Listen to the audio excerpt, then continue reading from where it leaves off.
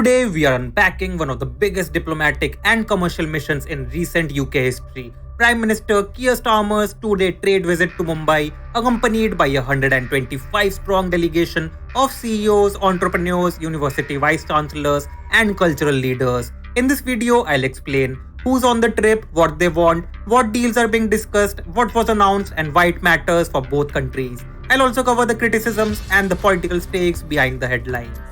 Keir Starmer arrived in Mumbai leading what the UK government describes as its largest ever trade mission to India. The delegation includes about 125 business and academic leaders representing major British companies, universities, and cultural institutions, and it's explicitly designed to build momentum after the UK-India trade deal signed earlier this year. The visit includes meetings with Prime Minister Narendra Modi and high-level business engagements over the next 2 days. On the surface, this is a trade and investment push. The mission aims to open doors for British exporters, attract inward investment, and deepen ties in tech, education, defense, and clean energy. Officials say it's meant to turn the political agreement signed earlier this summer into concrete commercial outcomes, contracts, partnerships, and recruitments for UK jobs. Think of it as a concentrated business development trip with the full diplomatic backing of Downing Street.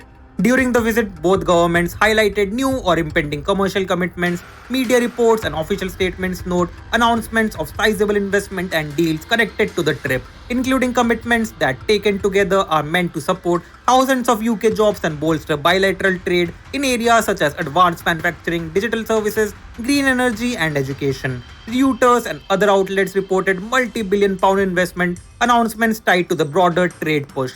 A UK statement estimated near-term job creation and a long-term boost to bilateral trade. So, which sectors are front and center? Several strategic sectors are repeatedly emphasized by both sides. Technology and digital. Starmer's delegation is explicitly interested in India's large and fast-growing digital economy. He also viewed India's Aadhaar digital ID system as a model to study for potential UK reforms, promoting discussions about how to adapt large-scale ID systems while minding privacy concerns. Clean energy and net zero. Both governments flagged opportunities in renewable manufacturing and clean technologies as priorities for investment, education, and research. Several university vice-chancellors traveled to explore branch campuses, student mobility, and research partnerships, defense and advanced manufacturing. There are references to defense industrial partnerships and procurement related to the strengthening of strategic ties. So, why India and why now? India is one of the world's fastest growing large economies and a key strategic partner for Britain. The July trade deal reduced tariffs and made it easier for UK firms to export to India. But deals on paper only matter if companies follow through. The Starmer mission is designed to nudge that follow through, showcase UK capabilities, introduce British firms to Indian buyers and regulators, and hammer out MOUs and letters of intent that can convert into trade and investment. For the UK, deepening ties with India is also a geopolitical hedge, balancing relations across Asia and reinforcing partnerships outside the EU. Domestically, Starmer needs to show economic credibility. More jobs and investments are politically valuable for a prime minister whose agenda centers on growth. Internationally, the trip signals that the UK wants a closer strategic relationship with India, including support for India's bid for a permanent seat on the UN Security Council, and asked Starmer publicly endorsed during the visit. But these moves are not without controversy. Critics warn about trade-offs on human rights, privacy, in the case of digital ID, and the optics of close cooperation with a country whose foreign policy sometimes diverges from Western partners. There are 4 important concerns worth paying attention to.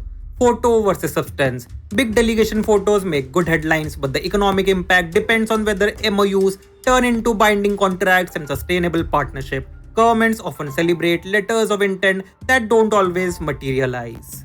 Data and privacy. Learning from India's Aadhaar raises legitimate questions about citizen privacy, surveillance risk, and exclusion, issues that UK stakeholders explicitly flagged during the visit.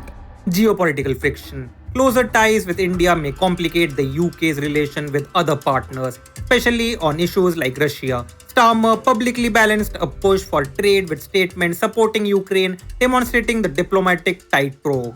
Equitable gains. Do the benefits flow back to working people in the UK and India, or mainly to corporate shareholders and elites? That's an open political debate. If the mission results in durable contracts, expanded UK exports, and genuine research and student exchanges, It could deliver real economic wins and jobs, which is precisely the government's claim. But the upside isn't automatic. Success depends on commercial follow through, regulatory cooperation, and careful handling of social and privacy concerns. Diplomatically, the trip cements a closer UK India axis, but it also means leaders must manage sensitive geopolitical and ethical trade offs.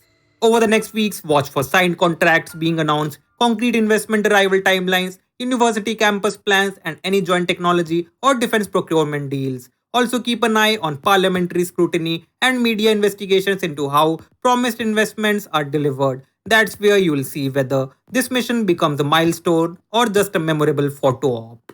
That's the full picture. A record sized UK delegation, a political push to convert a recent trade deal into real projects, and a high stake mix of commercial opportunity and political risk. If you want, I can make a follow up video comparing the signed deals to the actual investment inflows in 3 months. And we'll track which promises turns into jobs. Hit like, subscribe, and tell me in the comments which sector do you think will benefit most: tech, energy, education, or defense.